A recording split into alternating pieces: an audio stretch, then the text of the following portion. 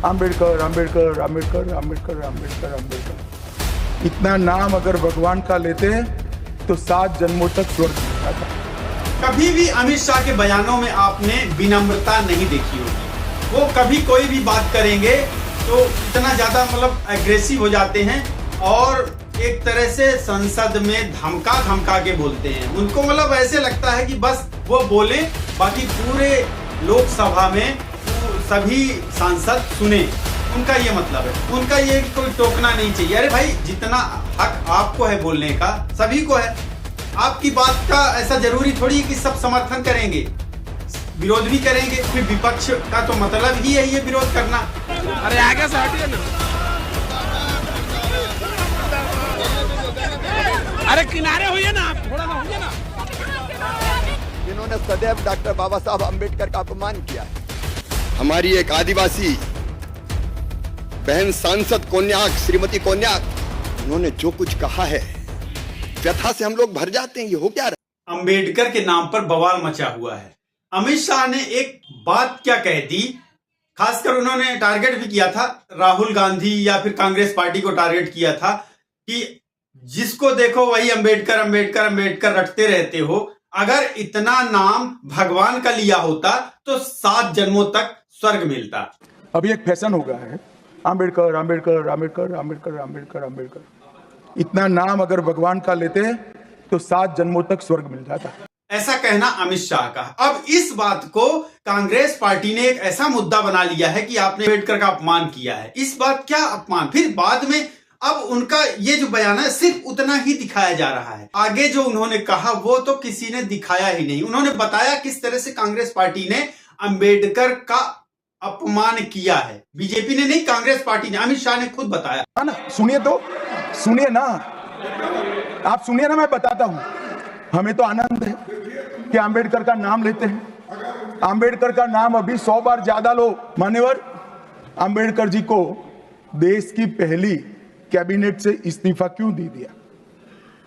अंबेडकर जी ने कई बार कहा कि अनुसूचित जातियों और जनजातियों से हुए व्यवहार से मैं असंतुष्ट हूं, सरकार की विदेश नीति से मैं असहमत हूं और आर्टिकल 370 से मैं असहमत हूं। कैसे उन्हीं के संविधान को कई बार बदलने की कोशिश किया गया। कांग्रेस के अन्य कई सारे ऐसे प्रधानमंत्री हुए हैं, उन लोगों के द्वारा अंबेडकर के लिखे हुए संविधान को बदलने की कोशिश किया गया।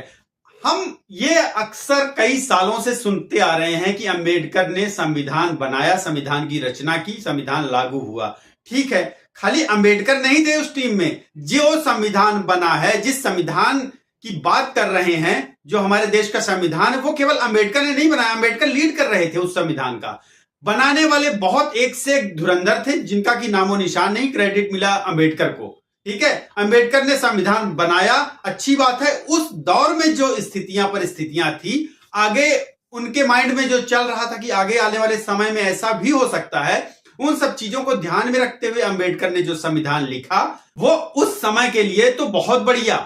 लेकिन आज के दौर में वो कुछ ऐसे संविधान के कुछ ऐसे नियम हैं, कुछ ऐसे कानून हैं जो अब बदलने की जरूरत है, और वही बीजेपी सरकार कर रही है। जिन चीजों को बदलना चाहिए आज के दौर में, क्योंकि हर 10 साल 15 साल इतने में, हालांकि संविधान बदलते लिखते समय आगे आने वाले 10 साल या 15 साल जो जितना अनुभवी होता है उसका ध्यान रखा जाता है। हर समय, हर 10-15 साल में कुछ अलग टाइप का दौर आता है, उसमें चीजें, परिस्थितियां बदल जाती हैं और उसको बदलने की जरूरत पड़ जाती, कानून को, संविधान को। वो भी यही, आज का दौर भी यही है। अब बहुत सारी चीजें बदल चुकी हैं और कई सारे, चाहे वो किसी भी चीज का ठीक है, आज बीजेपी भी सपोर्ट कर रही है ओबीसी को आरक्षण दो। बीजेपी चाहती नहीं है ऐसा, लेकिन मजबूरी है और कहीं ना कहीं आगे आने वाले समय में ये आरक्षण खत्म करना पड़ेगा। क्योंकि अब एक ऐसा वर्ग, चाहे वो ओबीसी हो, एसटी हो, एससी हो, जो कि सक्षम हो गया है, फिर भी उनको उनकी लगातार कई पीढ़ियों को आरक्षण मिलता जा रहा है और वो जो है वो काफी आगे निकल चुके हैं। तो अब आरक्षण जाति के आधार पर नहीं, जहां एक तरफ आप जातिवाद और जाति मिटाओ, अब वहीं आरक्षण की क्या बात है? अब एक तरफ कह रहे हो कि अब जाति पाति कुछ नहीं, सब हिंदू हैं, तो भाई क्यों सरकारी दस्तावेजों में जाति क्यों पूछी जा रही है? अमित शाह की बात है, अमित शाह ने जो चीज बोली है वो गलत नहीं कहा है उन्होंने। सही कहा है, बस उनके बोलने का थोड़ा सा जो तरीका था ना वो गड़बड़ा गया। उन्होंने ये बोल दिया कि अगर अंबेडकर की जगह भगवान का नाम लेते तो 7 जन्मों तक। ठीक है, उन्होंने अपने हिसाब से सही बोला, एक जैसे आदमी आम बोलचाल में बोलता है। बाकी चाहे बीजेपी हो चाहे कांग्रेस हो, बीजेपी कई बार नेहरू जी का नाम लेके, नेहरू जी ने उस दौर में जो काम किया, उस दौर के लिए, उस समय के लिए वो काम, वो स्कीमें, वो योजनाएं जरूरी थी और उनका किया हुआ काम भी जरूरी था। और जो अंबेडकर ने किया, किसी ने भी जो जिस सरकार में रहे हैं जिसने किया, वो उस जमाने की मांग थी, उस समय की मांग थी। लेकिन पार्टियों को तो अपना अपना एक मुद्दा चाहिए होता, चाहे वो कांग्रेस हो चाहे बीजेपी, इनको तो खैर पॉलिटिक्स करना है। रही बात आजकल राजनीति पॉलिटिक्स में, सांसद भवन में हो या फिर कहीं भी, अब उस तरीके की राजनीति नहीं रह गई है जो पहले, आज से 10 साल पहले हुआ करती थी अटल जी के टाइम पे। अब मतलब एक रोड छाप जैसे होते हैं ना, रोड में चलते चलते आम आदमी झगड़ा कर लेते हैं, बोलचाल उनका होता है। अब तो आप देखे होंगे धक्का मुक्की भी होने लग गई है, सांसदों को पटक दिया जाता है, गिरा दिया जाता है, किसी को धक्का दे दिए, तेज तेज बोला जाता है, कहीं कुछ का कुछ बोला जाता है।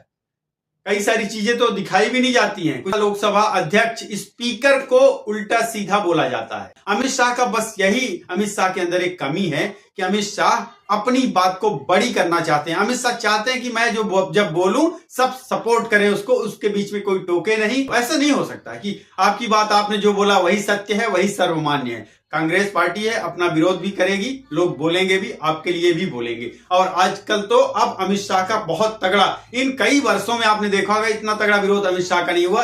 आजकल तो पुतले भी जलाए जा रहे हैं अमित शाह के।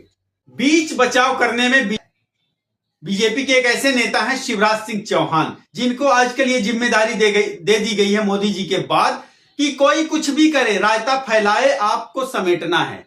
शिवराज सिंह चौहान इसी में लगे रहते हैं।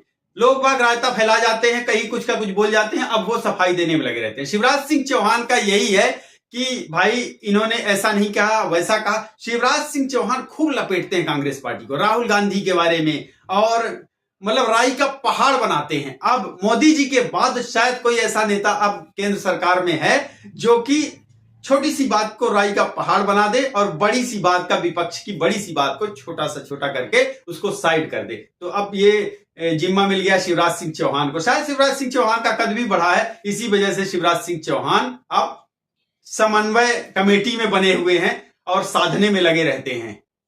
चलिए मिलते हैं अगले वीडियो में, तब तक के लिए बहुत बहुत धन्यवाद, नमस्कार।